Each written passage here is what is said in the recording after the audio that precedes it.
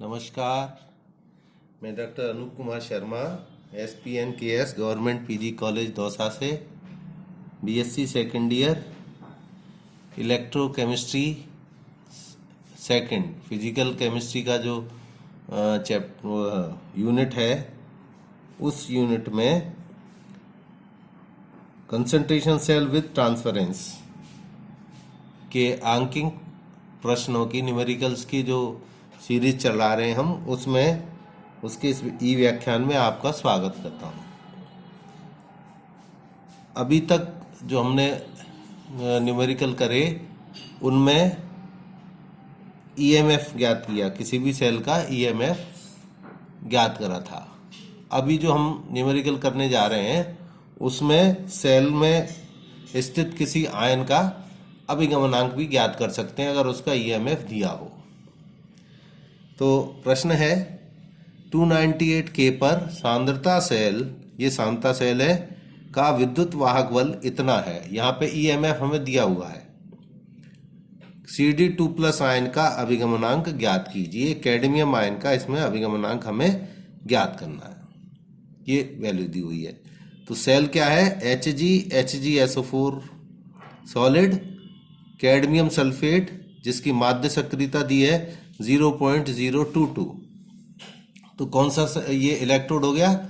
इसमें मरकरी धातु और धातु का अवलेय लवण लेपित, ये मरकरी और मरकरी सल्फेट का इसके ऊपर लेप चढ़ा हुआ है, ये इलेक्ट्रोड, और इसको डाला कैडमियम सल्फेट के विलयन में, है ना। और ऐसे ही दूसरा इलेक्ट्रोड बनाया, उसमें कैडमियम सल्फेट की जो माध्य सक्रियता है वो है 0.0064। तो ऐसे दो इलेक्ट्रोड लेके और उन दोनों इलेक्ट्रोडों को जोड़ दिया, और जिस ऐसे जोड़ा कि जिसमें दोनों विलयन जो है वो एक दूसरे के संपर्क में है। अब दोनों विलयन जब एक दूसरे के संपर्क में होते हैं तो ये जो सेल बनता है ये अभिगमन युक्त सांद्रता सेल बनता है। अभिगमन युक्त सांद्रता सेल विद ट्रांसफरेंस। अब इसका हल करें, कैसे करेंगे कि सबसे पहले ये देखेंगे, अब इसमें EMF का कौन सा सूत्र लगेगा, इसके लिए ये देखेंगे कि ये सेल किस आयन के प्रति उत्क्रमणी है। अब यहाँ पे मरकरी और ये इसमें कैडमियम सल्फेट का, तो इसमें जो कॉमन है वो क्या चीज है? Sulphate ion. सल्फेट आयन मतलब ऋण आयन। तो ये जो है सेल जो है वो, यह सेल ऋण आयन के प्रति उत्क्रमणीय है। ऋण आयन के प्रति उत्क्रमणीय है ना। तथा इसमें सांद्रता के कौन से पद दिए हुए हैं? इसमें सांद्रता के जो है, सांद्रता जो है वो सक्रियता, और सक्रियता भी कौन सी? माध्य सक्रियता। प्लस माइनस लिखा है मतलब माध्य सक्रियता तो है, तथा माध्य सक्रियताएं दी गई हैं। अतः जो EMF वाला फॉर्मूला लगेगा, ई सेल बराबर ऋण आयन के प्रति उत्क्रमणीय है, इसलिए -T+, धन आयन का ट्रांसपोर्ट नंबर लगेगा। न्यू माध्य सक्रियताएं दी हैं, इसलिए ν/ν+, कुल आयनों की संख्या, और धन आयन की, सॉरी, क्योंकि ऋण आयन के प्रति उत्क्रमणीय है तो ν- यहाँ आएगा, ν/ν-। आगे वो RT/NF log A+-2 upon A+-1, ये फॉर्मूला ये हो गया इसका। A+-1 है ना, सफिक्स लगाना है। अभी हमें दिया क्या क्या हुआ है इसमें वो लिख दें। हमें दिया है, या इसको पहले कन्वर्ट कर लें, E = -T+ ν/ν- 2.303 RT upon NF log A plus minus 2 upon A plus minus 1। अब हमें जो दिया है वो लिख दें। यहाँ पे दिया है ट्रांसपोर्ट नंबर T प्लस बराबर, ये तो हमें ज्ञात करना है, ट्रांसपोर्ट नंबर ज्ञात करना है। E दिया है, E इज इक्वल टू 0.0118। न्यू क्या है? कुल आयनों की संख्या है ना, न्यू जो है वो कुल आयनों की संख्या है। तो ये कैडमियम और ये न्यू की वैल्यू कितनी आएगी?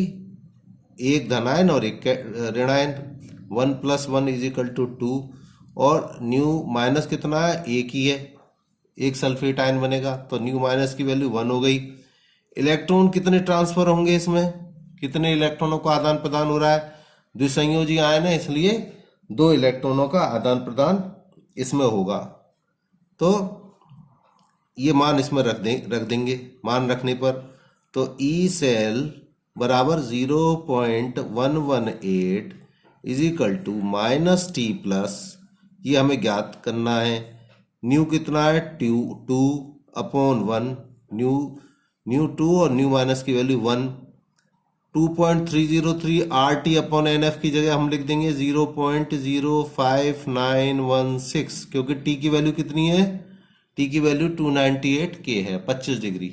तो 25 डिग्री सेंटीग्रेड या 298 K इसमें लग के और R और F की वैल्यू रखने पर इसकी वैल्यू हमें पता है इतनी आती है 0.05916 अपॉन N की वैल्यू कितनी है? 2 इलेक्ट्रॉन इसमें ट्रांसफर हो रहे हैं।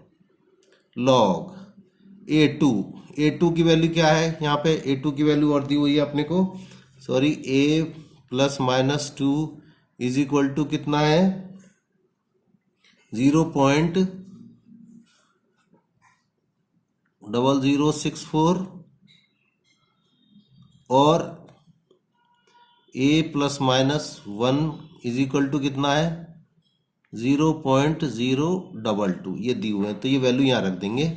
तो 0.0064 अपॉन 0.022, ये दोनों वैल्यू इसमें रखने पे तो ये क्या हो गया? 0.118 is equal to minus T plus, ये 2 से ये 2 कट जाएगा, तो यहाँ बचा 0.05916 लॉग। इसको अगर भाग देंगे हम तो ये वैल्यू आएगी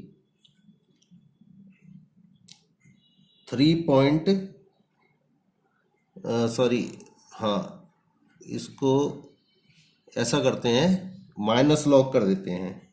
इसको ऐसे लिखते हैं एक बार, 0.022 अपॉन 0.0064, उल्टा कर दिया हमने, ठीक है।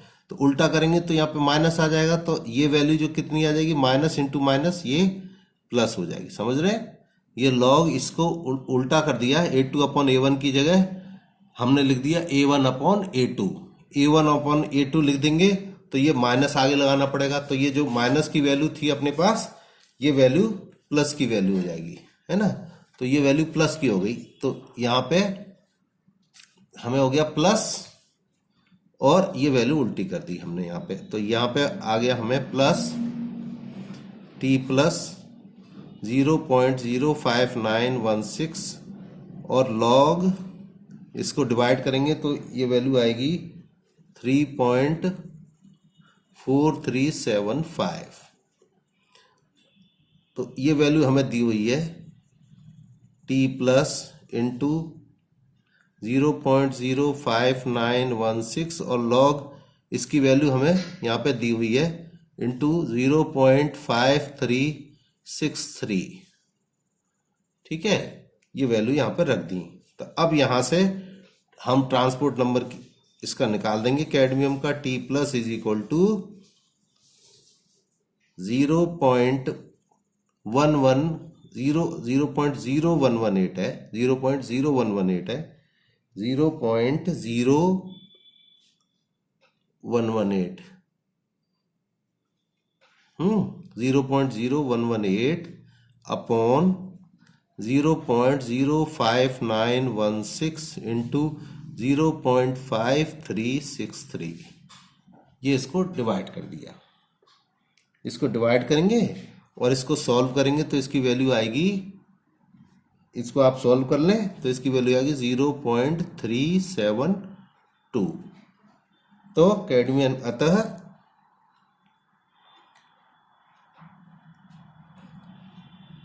कैडमियम आयन Cd2+ आयन का अभिगमनांक, Cd2+ आयन का अभिगमनांक 0.372 है ना। इसका अभिगमनांक इतने 0.072 यहाँ पे हमें प्राप्त हो गया। ठीक है, तो या तो हमें ईएमएफ पूछेगा सेल का, या ये ऐसे ट्रांसपोर्ट नंबर पूछ सकता है। ठीक है, और उसमें हमें केवल जो विशेष बात ध्यान रखने की है वो ये ध्यान रखना है कि इसमें माध्य सक्रियताएं दी होंगी तब हमें ये न्यू अपॉन न्यू माइनस या प्लस जो है वो लगेगा, और उत्क्रमणीयता देख के यहाँ पे धनायन या ऋणायन का ट्रांसपोर्ट नंबर लगेगा। और एक बात और ध्यान रखनी है कि ये जरूरी नहीं है कि यहाँ पे धनायन का ट्रांसपोर्ट नंबर उत्क्रमणीय ऋणायन के प्रति है तो धनायन का ट्रांसपोर्ट नंबर दिया हो, या तो धनायन का ट्रांसपोर्ट नंबर दे रखा होगा या तो ऋणायन का ट्रांसपोर्ट नंबर दे रखा होगा। हमें ये बात ध्यान रखनी है कि जिस आयन के प्रति ये उत्क्रमणीय होता है सेल, उसके विपरीत वाले आयन का ट्रांसपोर्ट नंबर वहां पे लगाना होता है सूत्र में। ठीक है, तो किसी भी आयन का, या धनायन का दिया हो या ऋणायन का दिया हो, हम जानते हैं कि 1 माइनस करके, जैसे धनायन का दिया है तो ऋणायन का 1 माइनस T+ कर देंगे तो ऋणायन का पता लग जाएगा, तो वो हम निकाल लेंगे। और तो किसी का भी दिया हो उसमें, है ना, तो उससे भ्रमित होने की आवश्यकता नहीं, और ध्यान रखना है कि हमें वो ट्रांसपोर्ट नंबर लगाना है, कौन सा सूत्र इसमें लगाना है। तो इन न्यूमेरिकल्स में केवल यही ध्यान रखने योग्य बात है कि कौन सा सूत्र सेल को पहचान करके और कौन सा सूत्र इसमें लगेगा। यहाँ पे जब अपन पढ़ रहे हैं तो हमने एक कैटेगरी के एक साथ पढ़ रहे हैं, है ना। एक कैटेगरी एक साथ का मतलब सेल विद ट्रांसफरेंस एक साथ कर रहे हैं या सेल विदाउट ट्रांसफरेंस एक साथ कर रहे हैं। तो हमें ये पता है कि ये वाला सेल जो है वो विदाउट ट्रांसफरेंस है ना। तो लेकिन जब एक साथ करेंगे हमें ऐसे ये सेल को पहचानना भी आवश्यक है। सेल को पहचानना पड़ेगा कि ये सेल विद ट्रांसफरेंस है या विदाउट ट्रांसफरेंस है। उसको पहचानने की तरकीब यही है कि अगर दो विलेन एक दूसरे के डायरेक्ट संपर्क में है, ये बीच में लाइन देखें, जरूर देख लेना, ये एक लाइन है तो संपर्क में है, और यहाँ पर अगर दो लाइन हो गई तो उसमें क्या लगा है, उसमें लवण सेतु लगा हुआ है। लवण सेतु लगा है मतलब वो डायरेक्ट एक दूसरे के संपर्क में नहीं है ना। तो ये बात ध्यान रखने की, ये सेल पहचानना है और कौन सा सूत्र लगेगा ये ध्यान रखना है। ठीक है, तो ये सवाल करना बहुत आसान हो जाता है। Thank you.